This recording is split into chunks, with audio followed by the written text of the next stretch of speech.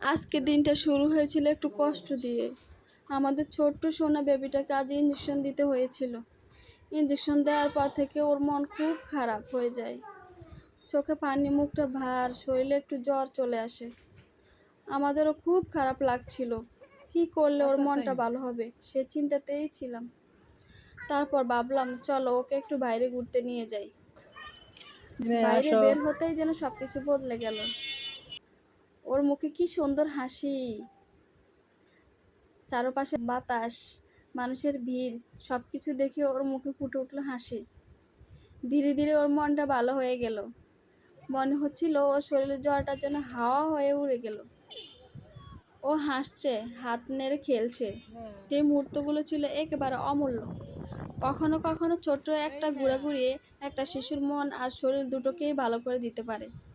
আজকের এই ছোট্ট আনন্দটাই আমাদের জন্য হয়ে থাকলো অনেক বড় একটা সুখের মুহূর্ত।